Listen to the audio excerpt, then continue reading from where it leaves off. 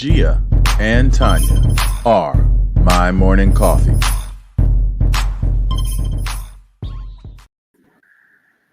Well, good morning, good afternoon, good evening, good people, depending on where you're tuning in from. Want to welcome you to another episode of My Morning Coffee, where the conversation is always hot, bold, and full of flavor. And again, we promise not to let you down. We have an incredible guest. It's very timely based on what's going on. And before we get into that, let's go ahead and open it up and see what Miss Gia is talking about and what's in her cup, see how she's been doing and what she's been up to. Miss Gia? Good morning. How's everybody doing? Let's see. What do I have in my cup? I have coffee in my cup this morning. Let me have a sip. All right. And it's much She's needed. so extra. She's so I know. extra. I know I'm extra sometimes. If y'all see me looking around, I'm looking around because I had to let the dog out this morning, to go do her business. And the dog flew up in here. And the thing is bothering me. So if you see me looking around, I'm trying to get this fly. But yeah. You acting like one of them old people down south somewhere. Leave them flies alone. Look, you'll be all right. Tonya, one day you will be getting to my age and beyond. So, hey, whatever. Okay. What have I been up to? A little bit of this, a little bit of that. Girl, it rained last night or this morning and no one told me. And, yesterday I was outside, being creative because I did some little painting yesterday and I paint outside, right? So I left my little things that I used to paint on the things I were painting outside. So I woke up this morning and they all wet. So, I'm like, really? I guess I should have watched the news last night and I would have probably known that it was going to rain. I should have brought the stuff in. But your girl, I didn't watch no news. I hardly ever watch the news. So yeah, so I'm a little bit frazzled about that because I need to do some painting again today because I have some orders to get out. And now I got to come up with plan B and maybe C. But, I'll get it together. What have I been up to? This past weekend, I did the Nothing But Black flea market at the Baldwin Hills Mall. That was good.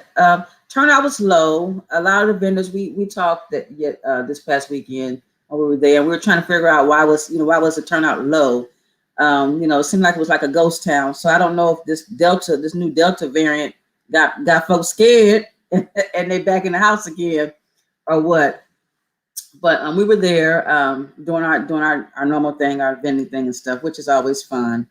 And other than that, that's all I've really been up to. I got to catch you and my new best friend, Tasha, your IG live yesterday. And y'all was so cute. I love y'all. But Tasha's my new best friend. I'm designated myself the president of her fan club. I hope she's watching. I designated me, Gia, the president of Tasha's fan club. We got to come up with a cute name, like everybody, like Beyonce got the beehives, and I Am Tabitha Brown has the Tabbage patch, I believe. We got to come up with something for Tasha. I'm gonna think of something really cute for her fan club and stuff. So yeah, so I'm fangirling right now with you and Tasha. Y'all was so cute. I'm sad I missed it. I know you told me about it, and you know me. My everything be on my mind. I'll be all over the place, and I forgot to get on live. I thought you were like gonna go do something else and then come back, and then you was like, then I realized, oh shit, I forgot to get on live, but I got to see the replay, so it was very interesting. Good conversation, good topic, and I can't wait to have Tasha on the podcast. It's gonna be lots of fun. So, what have you been up to, Miss Tonya? Well, I appreciate you tuning in to me and Tasha's conversation. I'll get into that. I have my cup filled with coffee because we've been packing, getting ready to go to New York, to Cooperstown, Baseball Hall of Fame. So the kids are super excited about that. Super excited about seeing them just get out there and do their thing. And then, of course, the little ones are excited to travel. Roman loves the lights, so Vegas, New York, it's all the same to him. He's just trying to be his 11-year-old party animal self. So just getting ready to pack and get out of here. That's why I got the coffee. I did want to tap into you on that live yesterday, which was really a conversation about Miss Yandy Smith, and she had posted something recently, not posted, but she's dealing with a situation where she had a foster daughter, and she was causing some disruptance in her household, and she eventually sent her back to her biological family.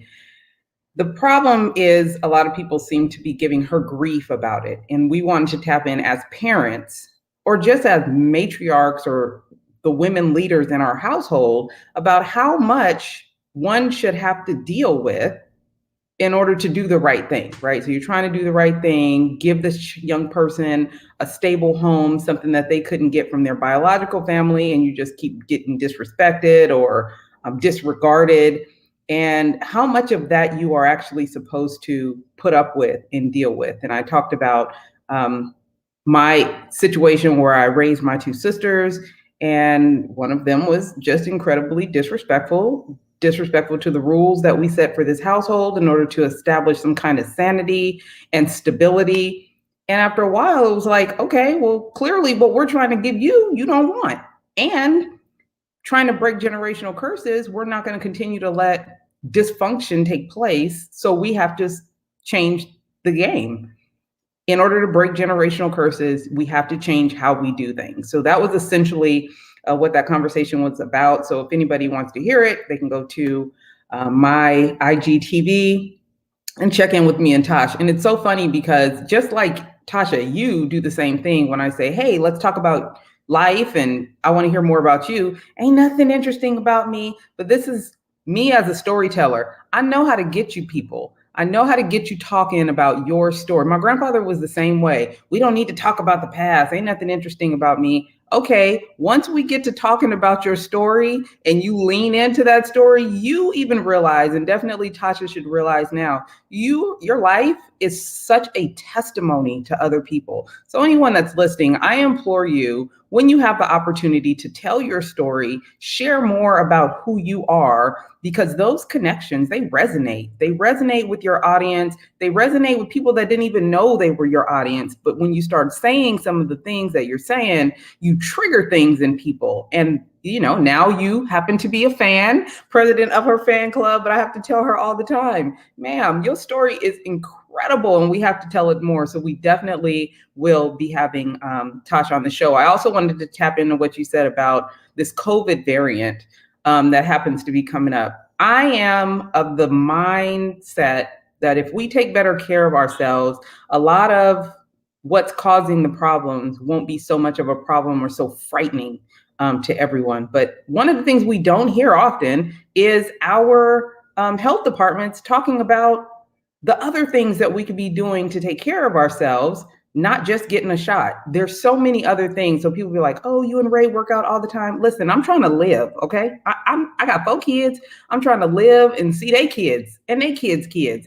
So I'm not gonna wait for a health department to tell me about a shot that I need to take. I'm gonna do all I can to do that, as you have. So I applaud you for taking your health into your own hands. And I can't wait to bring on our guest for the day, because I think what he has to offer will be a lesson for a lot of people. But that's really what's been in my cup, just getting ready to head off to New York to do some baseballing and some sightseeing for, the next week or so. Okay. That's it. Tell me this, when you guys I want you to do me a favor, Tonya, because I love you and Ray. I probably secretly love Ray a little bit more than I would probably love you, Tonya, but I love you. And the kids, I love the kids.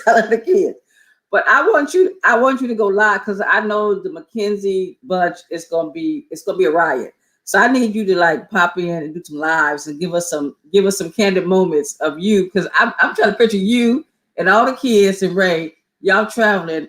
I'm just I know it's gonna be right. So please go live doing your week there with some stuff. I know you're gonna have some good stuff for us.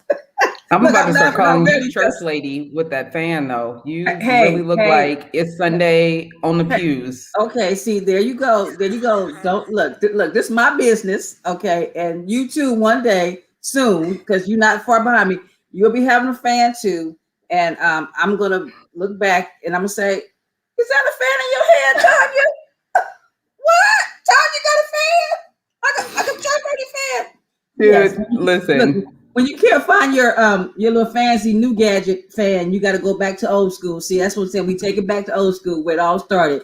If you can't get your little electric fan, you get your fan that you had in church when you was in church on Sunday, because the church was always hot because none of the churches had no air conditioning. So you had to get your fan. So yeah, I got my church lady fan. I think I look kind of cute with my church lady fan myself. You know. Hey. I mean, you cute. You cute. You cute. Yeah.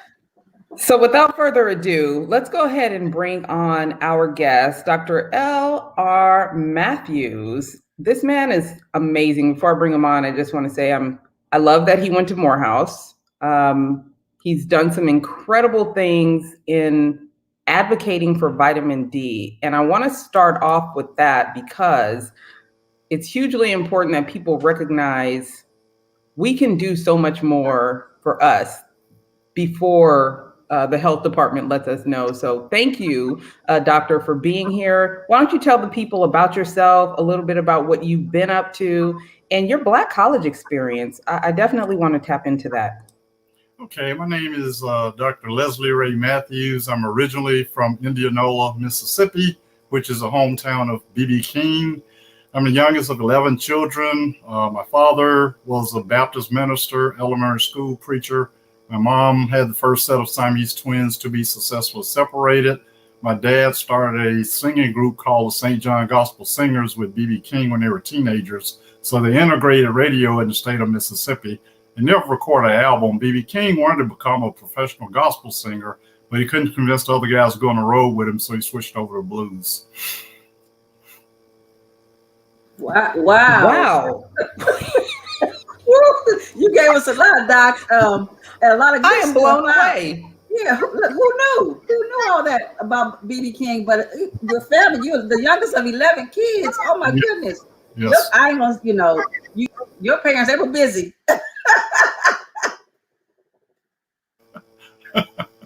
My grandfather is one of 17 brothers and sisters. Wow. From Mississippi. So now I'm trying to think, maybe it's something in the water. It's a Mississippi thing. In the old generations, they said they didn't have television back then. So they had their own entertainment. Yes. And you know what? And back then, they probably actually liked each other back in those days. See, so, it was a little different. You didn't have many options at all. Yeah. So tell us what got you into medicine. Let's start there. And then how did you wind up at Morehouse? Those two things. I wanted to be a doctor from the time I was 4 years old. So basically, I think I was preordained or predestined to become a physician because I came from such a unique family. Both my parents were highly intelligent, very intelligent. They were both had very good work ethics, and they were both famous by the time they were young 20s. So they expected you to do well. They didn't take any excuses for anything. And they expected you to work up to your potential. So basically, I had no choice. Doctor, what do you think the difference is between rearing children then and now? What do you see as the biggest difference between how people raise their kids? If you don't mind speaking on that. Parents were a lot more stricter back then. We had to be home when as they say, the street lights came on. You did what you were told to do. It was not an option. And you had to go to church, you had to go to school, and everybody had a summer job. With a family of 11, we raised a garden every year. So you had to do your chores. You didn't do your chores, you didn't get your allowance for that week. So they meant what they said, and they said what they meant. And you just had to follow the rules or you paid the consequences. Doc, it's funny you say that because I'm from that generation too. You did what you were told and things like that. And I guess my question is, what has happened? Is it because our generation did what we were told, and we had all these rules and restrictions on us?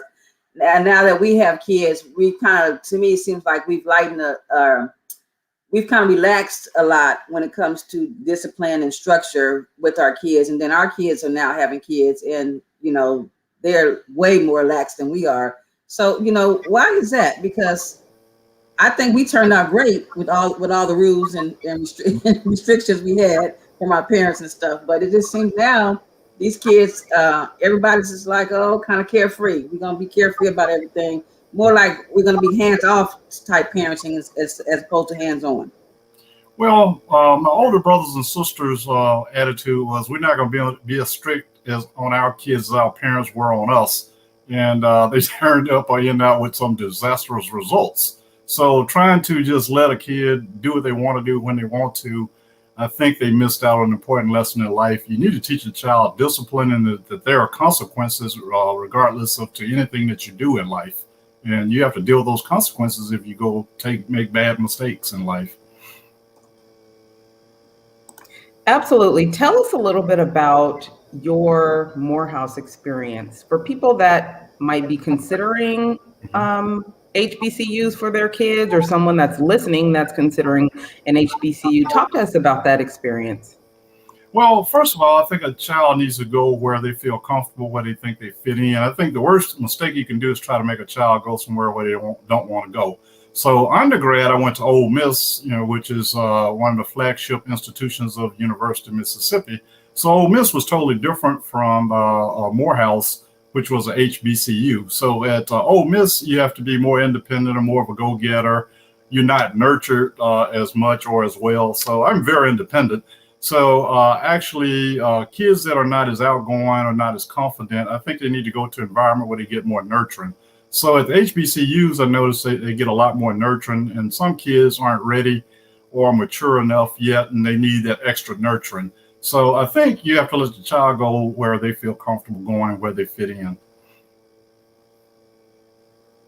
I love that. One of the things, I went to Grambling University my first semester, and one of the things that I loved most about it is that they taught Black history as if it was American history. It wasn't a special course, right? What are some of your experiences at an HBCU that you think should be applied to all of the universities? Well, I think that should be taught at home. From the time I was a walk and talk, my parents taught history. Like I said, my mom made history. She had the first set of Siamese twins to be successfully separated in the history of the world, going back to Adam and Eve. My dad was a member of a gospel group, St. John Gospel Singers, that included B.B. King.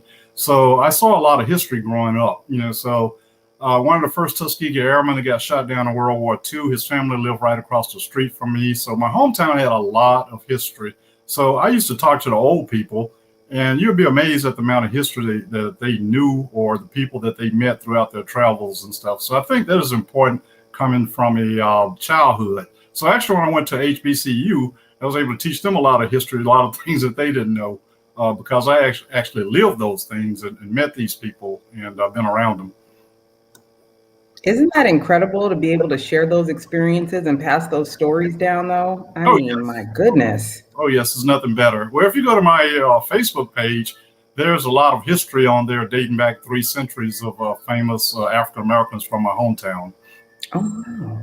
So my family's from Hattiesburg. Okay, yeah, USM. It sounds like it's not too far away from you. About 2.5, 3 hours south of where I live. I love that. Okay, so talk to us about what's going on with COVID. I know you've stayed abreast of everything that has been going on and transpiring. I want you to talk about this vitamin D advocacy and how you got into it, because you started advocating for vitamin D even before COVID. Yes, I did. Yeah. Right. So talk to us about that, because it's incredible. Okay. Well, first of all, I was a chemistry major. So when I was 6, 7 years old, I got a chemistry set instead of a choo-choo train, a racing set. So I was always fascinated by chemistry. Like I said, I wanted to be a doctor from the time I was 4 years old. So as a result, I used to read chemistry books all the time, math books, and anything science I could get my hand on. So in medical school, one of my professors, nutritional professor, made a statement that if you eat 3 healthy meals a day, you don't need to take any supplements or vitamins. So being the smart aleck that I was, I raised my hand and said, how can you eat 3 healthy meals a day when 90% of vitamin D comes from the sun striking your skin, going to the liver, then going to the kidneys and creating vitamin D? So only 10% of vitamin D comes from our diet. So if you ate 10 meals a day, you couldn't eat enough vitamin D. So 90% comes from the sun. So since we live in a technology society now instead of an agriculture society, people are indoors. So now we don't make as much vitamin D as we did 40 years ago. So almost half of the world's population is vitamin D deficient now. There are 7.8 billion people on the planet, and half of that population is vitamin D deficient. So that's the bigger pandemic than the coronavirus pandemic. So when half the world is vitamin D deficient, you're susceptible to any type of infections, whether it's viral, bacterial, fungal, or cancer cells. So what vitamin D does, it's a hormone. It's not a vitamin. It was discovered 100 years ago, and they named it, they had a vitamin A, vitamin B, vitamin C. The next substance that they found, they just named it vitamin D, but it's really a hormone. So this hormone controls 3,000 out of 30,000 genes in the human body. So it controls 10% of your DNA.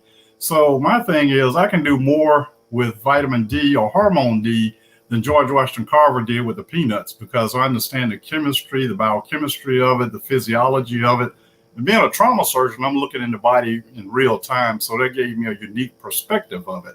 So one of the things that vitamin D does is it increases or enhances the immune system, or it makes more white blood cells. So if I have more white blood cells, I can fight off any infection, whether it's bacterial, viral, or fungal. Another thing it does, it decreases inflammation.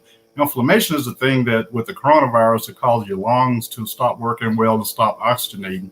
So if I can increase my white blood cell count and decrease the amount of inflammation, and I really understand the concepts of the pathophysiology and the biochemistry of it, I can actually control almost any disease process. And then it's a normal, natural substance with very few side effects. So that's what makes vitamin D very effective. It controls 10% of your DNA. So you learn how to manipulate that, you can do a lot of different things with it. So that brings up a good point for me, Doc. Mm-hmm. I've been having an issue with my ankle, mm-hmm. and like a partial torn ligament, and it's taken a long time to heal, and I'm having a lot of inflammation. So now I'm wondering, is it because I'm not getting enough of my vitamin D? Is that contributing to this continued inflammation, or with vitamin D, would that help? Could that help with the inflammation and getting that inflammation to go away? Yes, vitamin D helps with inflammation everywhere in your body, including your brain. Most people, even with traumatic brain injuries, have a lot of inflammation and stuff. So actually I have a patent on vitamin D, using high dose vitamin D in traumatic brain injury patients, and I've gotten very good results from it. So it would help your ankle, definitely. You know, it's funny. I'm listening to you, and I wish you were my doctor way back when, because that's a lot of times you go to the doctor with problems with ailments, and the doctor tells you take this, take that. And I'm the type of person, I don't like to take a lot of pills, because I just think, it's the pharmaceutical company got something going on with the doctors and stuff like that. But I think if they take more time in explaining to us why we need to take these things, why they suggest that we take these things, I think we might have a lot more people taking the stuff that we need to take that can help us. Because you just tell me I'm vitamin D deficiency, you need to take vitamin D. That's all you say. And then I'm like, okay, well, I'm vitamin D deficient. I need to take more vitamin D. But then it's like I keep going for checkups, and my vitamin D is still deficient, and I've been taking vitamin D. So sometimes I'm like, okay, well, what's going on? Why am I still? I'm taking what you tell me to take, mm-hmm. but you're still telling me when you did my blood work, I'm still deficient. Well, there are 30 different things that could cause your vitamin D levels to be low. Certain medications like steroid medications, seizure medications, HIV medications can lower your vitamin D level. Being dark-skinned, African Americans have to stay in the sun 3 to 10 times longer than the average Caucasian American to produce the same amount of vitamin D, because we have melanin in our skin.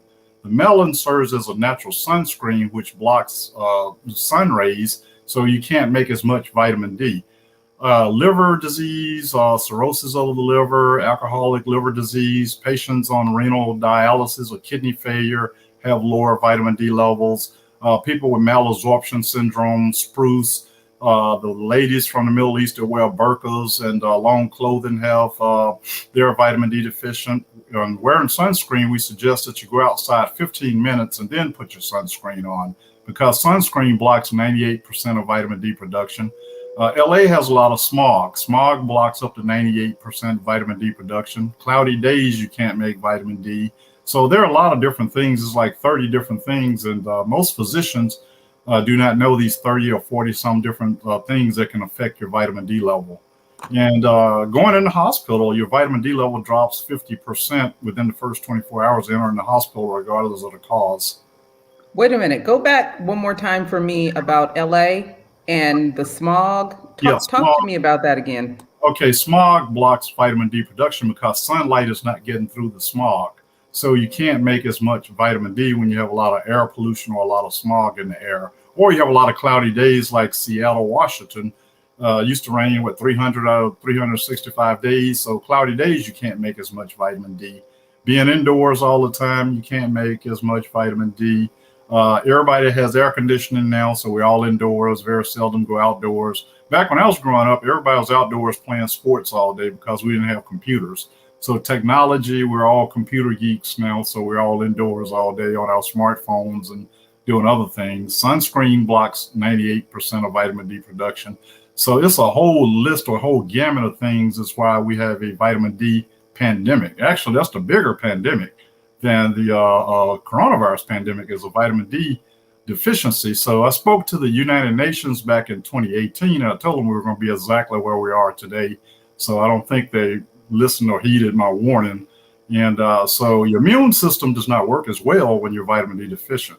This is like, in order to make strong muscles, you need protein or nutrients. You don't take a vaccine to make strong muscles. So in order to have a strong immune system, like you said earlier, Tonya, you need to have a multimodality approach. So vaccines are good at prevention, but you also need a strong immune system. So if you have a weakened immune system, and then I give you a vaccine, your immune system is not going to respond as well because it can't make as many antibodies and it can't respond as well with white blood cells. So that's why you're seeing a lot of these breakthrough diseases. The people, you're seeing a lot of vaccine resistance because you're only using a single approach. You're not using a multimodality approach.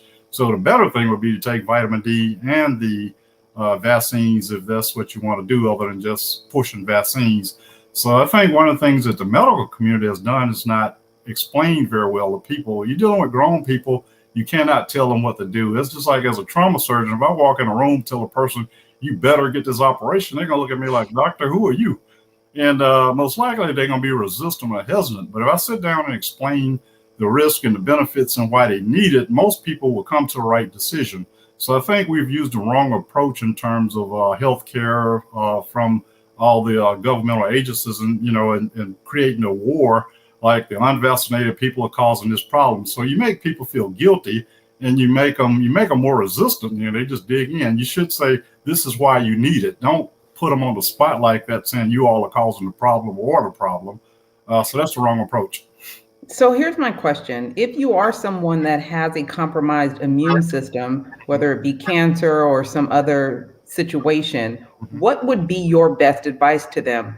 Because they're afraid to be around people in public, meaning they're also not going outside, so they're not getting the essentials, but they're scared to get the vaccine too. I ran into a friend yesterday who has a compromised immune system, and the doctor told her, don't get the vaccine because the side effects could cause you more problems than they fix. But then that also keeps those people from going outside because they're afraid and they don't have the vaccine. So give me the best advice that you have for someone that has a already compromised immune system.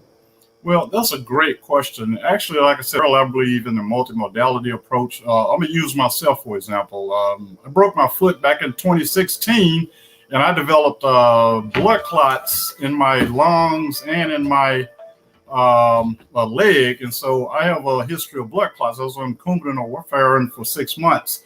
So I'm not a person that, with the problem, one of the problems of these vaccines that they can cause strokes and blood clots and stuff. So personally, I have no problems with vaccines if I know the side effects. And then with me having previous blood clots, I just take high dose vitamin D. So that would be risky for me to get the vaccine, having had bilateral pulmonary embolus that almost killed me.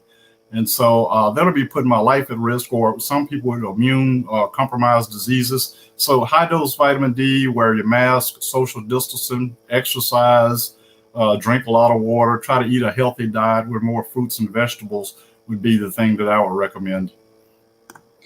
And what about supplements? What kind of supplements do you suggest for people that are just now starting to take their health seriously and take their personal directive to take better care of themselves seriously? Okay, well, nutrients you need to make a strong immune system. You need vitamin D. Like I said, it's a hormone, and what it does is it increases the white blood cell count. So the more white blood cells you have, the better you can fight off any infection. It's just like if I got 100 white blood cells, and then I get attacked by 100 coronavirus particles, that is probably going to go the way of the coronavirus. So, but if I have 100,000 that'll increase by the vitamin D, I have now 100,000 white blood cells to fight off the coronavirus 100. So that's most likely my body going to win that. And even if you do get coronavirus, it's going to be very mild and you're not going to even notice any of the symptoms. So then it has very few side effects. Another thing that works well with vitamin D is vitamin C.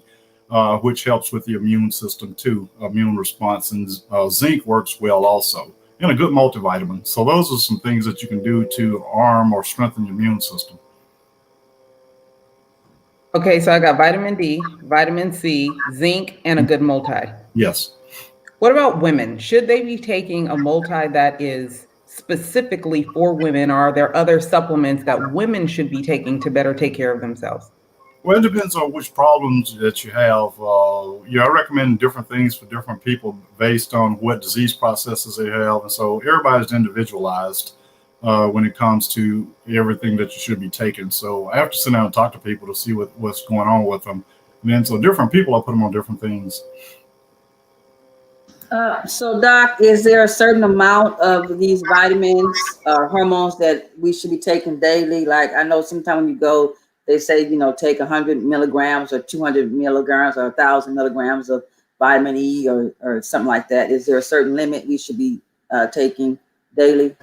Well, with the vitamin D, I tell people to go to your doctor, get your level checked. You need to see how low it is first, because it's like filling up your gas tank. If you're really low, you need a full tank of gas, so you need more. And then if you're in the normal range, you just need to take a maintenance dose. So everybody's different based on your size, your weight. Obese people need to take more vitamin D than a smaller person. Somebody with liver disease, kidney disease, and those things need maybe a little bit more. And then you need a loading dose or a high dose to 50,000 international units, which is a doctor's prescription strength. So that's why this should be monitored by your physician. And it's a simple blood test. You just get a simple blood test to tell you what your level is. And so I think that should be monitored by your doctor. Get your vitamin D level checked at least once a year. And then dosages are different, different for pediatric versus adults, different for obese people versus small people. So it's individualized. There's no one dose fit all sizes. Since we're about to go back, I'm sorry. Go ahead, Gia. That was good information to know because I get my blood checked regularly, and now I know. Now since you've educated me, so now I understand better. Every time I go back and when she says, "Oh, you still need to take X amount," I understand that now. So thank you for that part. Great. When these kids go back to school, people seem to be struggling a lot with kids getting vaccinated. Can you lean in to that for me a little bit?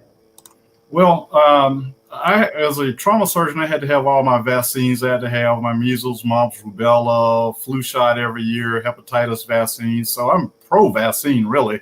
But when I don't know the long-term side effects or what something's going to do, it's just like me as a surgeon going to a patient and tell them, you need a surgery, an operation. What are you going to do, doc? I don't know. What are you looking for? I don't know. So we do things when we can tell you what the risk and side effects are and stuff. So I think I'm more hesitant because I don't know all the long-term risk or long-term side effects. Like I say, but you can use a multimodality approach. Get the vaccine. If you do get the vaccine, you still need to take vitamin D because you need that to alarm your immune system.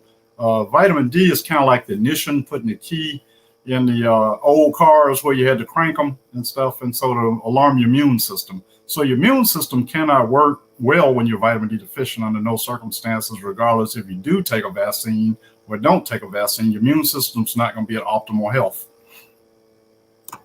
Listen, I'm listening to you. I feel like we're kind of in a double pandemic. So we got people that are not going outside to strengthen their immune system, and then they take the vaccine, which again, does not strengthen their immune system. What is your best advice to them in regards to how you get back on a path of continuously strengthening your immune system? Don't just sit in the house. Don't just go get the vaccine. Like, one more time for the people that are still struggling and toggling with if they should or shouldn't, and what should and shouldn't they do, because like Gia said, now people are back afraid again to go anywhere and to do anything. And are we masking? Are we not masking?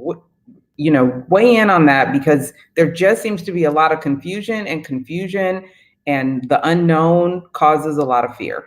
Okay.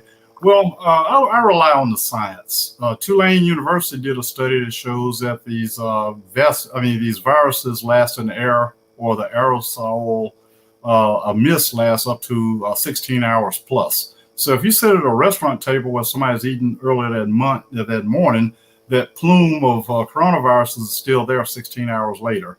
Then once you're exposed to it, you can get the coronavirus immediately. So based on those two scientific facts, I think everybody needs to wear a mask. This stuff is spread in the air, and so it's aerosolized and stuff. So when you got something that's airborne, I think everybody needs to wear a mask, but I'm not into telling adults what they should do. I just give them the information and let them make the decision for themselves. You get better results when you allow adults to make the decision themselves. Just give them the scientific information and don't taint it, and don't compare the vaccinated against the unvaccinated. You need to just give them the science. And so I think that is we could do better in terms of educating the public and stuff, instead of trying to ramming things down their mouth. Just give them the pure science and give them the truth is the best way to do it. Eat a healthy diet, drink a lot of water, try to exercise, decrease the amount of stress. Avoid large crowds if you can, still social distance if you can. And so the basic thing is you don't abandon the basic things that they've laid down in order to deal with this new Delta variant. Remember, these things are becoming more resistant. So the spike protein is mutated over 7,684 different variants that are out there now. The public is not aware of that, but all these variants are not deadly. Some of them, the mutations have made them less deadly, and a few of them are more deadly, like this Delta variant. It's about the worst of the worst right now. So this thing is resistant, so it's mutating constantly. There's over 12,000 different mutations that have occurred in these coronaviruses since the start of the pandemic. And so you need to have a multimodality approach: mask, social distancing, exercise, eat correct meals, take your supplements, your vitamin D, and or get vaccinated. Can people overdose or overdo supplements? Because they hear this, and then the first thing they think is, let me go get a bunch of these things that the doctor said, because they're literal. But can you OD on supplements? Yeah, that's a great question. That's why I don't like to give dosages out. I tell them to get together with their doctor and come up with an appropriate schedule, get their vitamin D level, so you're not just stabbing in the dark. There have been a few cases of vitamin D toxicity. Is very rare. And those cases, according to Mayo Clinic study where it did happen, it was due to mislabeling of the bottles. People thought they were taking a smaller dosages, and they were taking a mega dose, millions of units, international units of vitamin D. So it's rare, but it can happen. It's very rare. What about alternative medicine, alternative medications? Is there anything that, let's say, used to be taboo that you support now, like, I don't know, THC or CBD? Not really. I mean, I don't have any experience in that. I've researched vitamin D for 15 years, and so I know everything there is to know about vitamin D. So I don't recommend things that I don't have experience with or haven't researched myself or read on in depth. So other than basic, non-harmful supplements, there's nothing else I can recommend. Vitamin D is the cornerstone of making your immune system stronger. Just out of curiosity, why is it that kids are less susceptible to the virus? I think because kids, they don't have that strong immune response. And so they don't have that crisis, or they don't have all those strong, their immune systems are still immature, so they're not fully developed. So they don't get that overly stimulation of the immune system and stuff. So you get like the cytokine storm as an adult. And so I don't think kids get that cytokine storm as adults do. And because their immune system is not as well developed. And then plus, well, when the virus started, kids were taken out of school. Kids don't go to bars at night like adults do. They don't go to many ball games, and they don't hang out in the clubs or the nail shops or the bowling alleys. And so they were mostly sequestered at home. So basically, they go to school. So I think you'll see increased cases when they start going back to school. And I've read cases of where they've had summer camp where they've had hundreds of kids getting infected. So they're not as out as much as adults are, number one. And then I think, but due to their having an immature immune systems, they don't amount as strong as a response as adults do.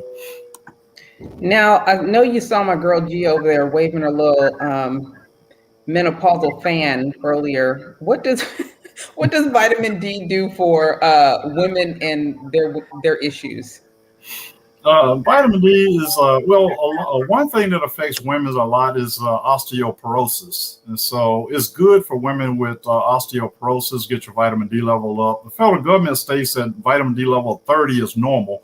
However, my first paper that I wrote or published, we stated that there's a lot of immune and things that are going on that are above 30 nanograms per liter that affects you physiologically. Like at 30 nanograms, that's just enough to keep your bones from breaking or prevent your bones will reach maximum density at 40 nanograms per milliliter. And so you can't get osteoporosis better if you're at 30 when you should be at 40. So you get maximum bone strength. Then at 40, you get maximal muscle strength. And so I've taken advantage of that in working with athletes. So working with athletes, my athletes, I work with a high school football team, baseball teams, and all other type sports. These athletes become stronger, faster. They can work longer with fewer injuries. And then when they do get injured, they heal faster. And also, like I said earlier, I have a patent for vitamin D in traumatic brain injury patients. And so we see remarkable recovery with patients with concussions and traumatic brain injuries. And so I think one of the biggest things with women is that it decreases bone fractures, your bones heal faster. A lot of ladies have reported it helps their acne, it stops hair loss, their nails are thicker. And so those are some things. And it's also good for like joint pain, bone pain, and things like that, that it works well in that. But as far as like the menopause, I don't think it has much effect on menopause. I think there's more hormonal. You need to deal with your doctor, your OBGYN in terms of estrogen and progesterones in dealing with your menopause. So it sounds like vitamin D is like a girl's best friend. That's what it sounds like to me. I have another question for you. Do you have any suggestions for people who don't really like to take the pills, a pill form of a vitamin? How are like gummies, or is there any other kind of way we can get vitamin D besides just taking the vitamin D pill? They have these besides our food, besides diet. I know diet, but for supplements, you tell us to take vitamin D, it's a hormone. But what's your take on like? I know they have like gummies for multivitamins, gummies for other type of vitamins and stuff. Do you recommend taking? Are we getting enough vitamin D if we do it via a gummy or a liquid? No, you're not with the gummies. Gummies have sugar in it too and stuff, and so I'm not a big advocate of the gummies unless it's a child that can't swallow pills. You can do the liquid form, and then some places have the sublingual form where you can spray it underneath your tongue and it'll get absorbed sublingually. And those are the pill form, the liquid form, the sublingual form, and the gummy form. And then I'm not a big advocate. UV light radiation works, but you got to worry about skin burns, skin cancers, and stuff with that. And so those are the major ways you can get it, and then through your diet also. I want to ask you again to go back to what you were talking about in regards to our melanin and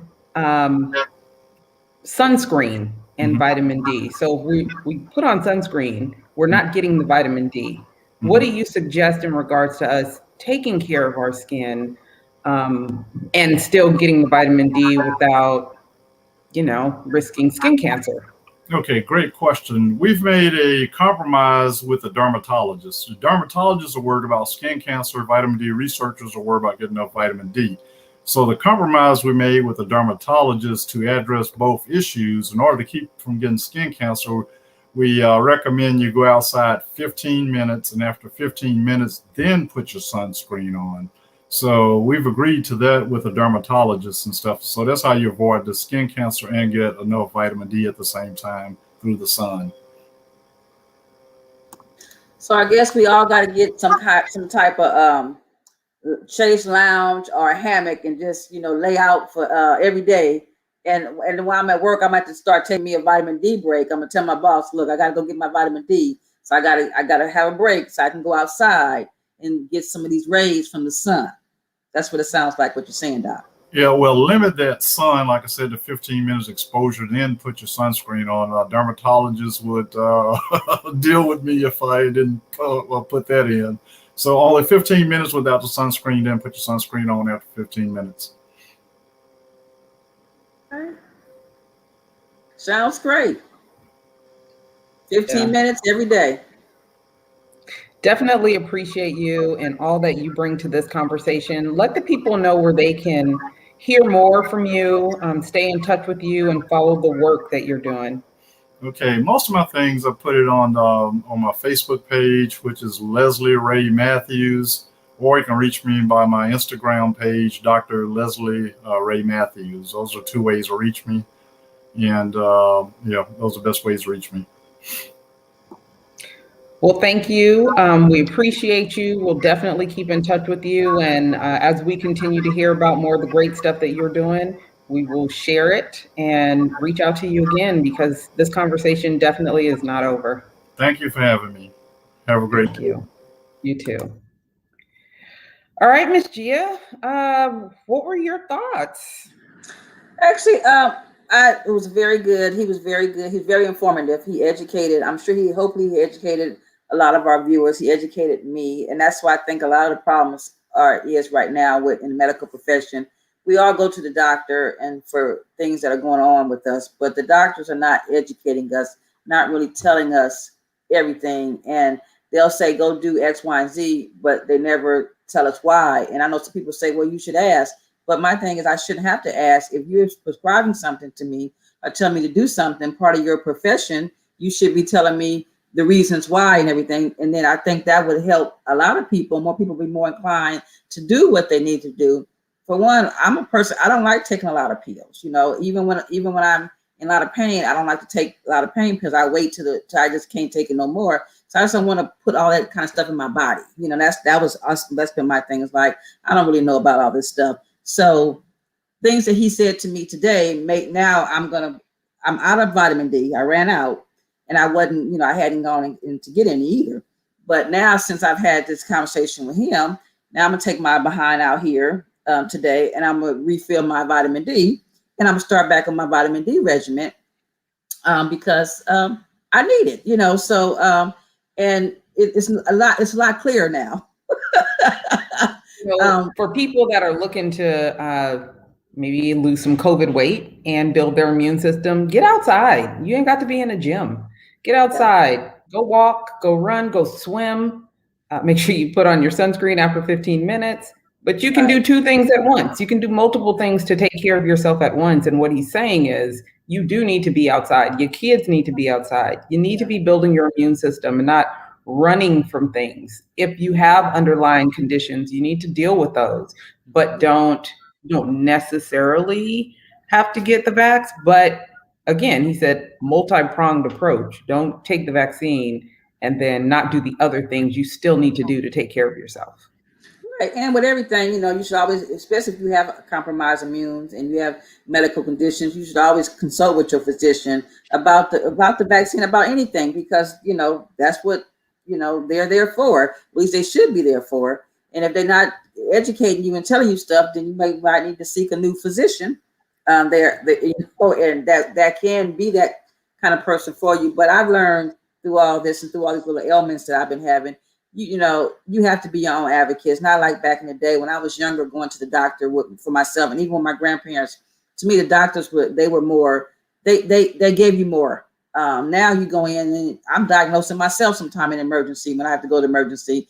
These doctors is like, you tell them what what's going on, they still not saying anything, and you have to figure it out, for yourself. And I think we need to hold them a lot more accountable because they get paid a lot of money. My insurance bills be really high when I be going to the doctor, so they getting paid a lot of money. So now I'm gonna have to make them really earn their money because they taking my money and they're not giving me everything that I need. So that's going to be my new mission now. My doctor's appointment might now go from 15 minutes. It might be like 30 minutes now because I'm going to be talking like, hey, let's talk about this. I don't understand. What do you mean? What, give me X, Y, Z. So, we just need to do more for ourselves. It's like a closed mouth don't get fed and an unasked question don't get answered. So you guys got to ask the questions of your physicians, get the results and the answers that you need to make sure that you're able to take care of yourself and your family and your kids. Right. And also too, like he said, we kind of got really relaxed when they opened things back up and people was putting their mask away, throwing their mask away. And I know me, I was like, oh, I probably won't have to make no more masks for nobody. I'm gonna get rid of this stuff. But I'm like, no, we're gonna keep this stuff because, we ain't all the way in the clear. Ain't done yet. And right. we don't know who vaccinated and who not. Because, I've been to a few little places and ain't nobody had no mask on. I know they say if you've been vaccinated, you don't have to wear a mask. But hell, I don't know if they've been vaccinated or not. That's the thing. We know all not honest, and because we've been lying for a long time about some stuff. Oh, yeah, I'm vaccinated. Oh, yeah, and half their asses and ain't vaccinated. But again, because we don't have no vaccination police, so to speak, at any of these establishments to say yay or nay, and then people, all upset about, oh, I shouldn't have to show my vaccination card to get in. Yes, you should, okay, because I want to live, and I don't want to be sitting next to you, chopping it up with you, laughing and joking like, hey, yeah, hey, and stuff, and your ass ain't been vaccinated, and you probably could be having the variant, and stuff. That's what people don't understand. It's like, come on now. It ain't just about you. It's about everybody. And we need to call this out. They should tell me what to do. You know what? If I could, I would tell you what to do. But yeah, in the meantime, I'm going to keep wearing my mask. I'm going to keep making some masks so I can be cute in my mask. But I got to come up with a way because you know what? Having these little flashes and wearing a mask, girl, it's a whole different level. So I'm gonna have to work on something. And even in little paper ones sometimes, girl, sometimes I be so when the flash come on and I had that damn mask on, ooh, I can hurt somebody. I really I can hurt somebody. You are killing me with that fan, partly because I don't have one, but you over there going through your stuff. Well, you know what? Maybe I should start making some fans. What you think? Oh my gosh. The menopausal, would they be menopausal specifically for menopause? Look, the mahogany menopause fan. That got a little ring to it. I think I might have to look into that. I think you might. Why don't you let the people know what you have going on, what's coming up for Mahogany Box and Gia? What's up? Okay, I will say I'm looking at myself and I'm sweating. This is sweat up here, right? But I got a little glow to it, so maybe the sweat ain't a bad thing. I don't know. Just kidding. This weekend coming up, I'm going to be at the South Bay Galleria at the For the People event. It's going to be a outdoor market at South Bay Mall, right outside of the Red Robin, that little area over there. So come out if you're in that area. South Bay, I'm coming to your city along with some other vendors. Come check us out. This is my first time doing this one. It's an outdoor event. So I'm looking forward to that, meeting new people, in a different community. So I can be, I'm about everybody's community that I can get in, right? So yeah, so that's where I'll be on Saturday. I know you'll be out of town, so you won't be able to come through because you'll be in New York or Ohio, somewhere. I don't know. Where's in New York, in Cooperstown. Okay, New York, Cooperstown. See, I'm not a sports person. I don't know where any of these monumental places really are. So yeah, I know you'll be there, but that's all I got going on for right now. It's just that on this coming Saturday, I'll be there. Good enough. Well, good people, we will be having a slight rebranding coming up. So we'll be off for the next 2 weeks and then we'll be back better than ever. Other than that, you can always find me at Tonya McKenzie PR on all socials, or Sand and Shores on all socials for your PR, branding, and leadership needs. What else is going on? Is that it? That's all we got? Yeah, well, you guys know where to find me on IG, the Mahogany Box, and on Facebook, the Mahogany Box. Be on the lookout. I've been dropping a few little new things. I dropped a few new denim patch caps past few days, so I'm gonna be dropping little things here and there. You know how I do it. Little something here, something there. Little something. Little something. You know how you girl do a little something. Yeah. I love it. Well, you guys enjoy the next 2 weeks. If you need to, definitely download any of the episodes that you have missed on Apple Podcasts, My Morning Coffee, and we will see you. Oh, before we go, I gotta shout out our girl, Deborah Washington. We see you, girl. Thanks for tuning in as always. Thanks for tuning in, Deb. Absolutely. 2 weeks. See you in a bit.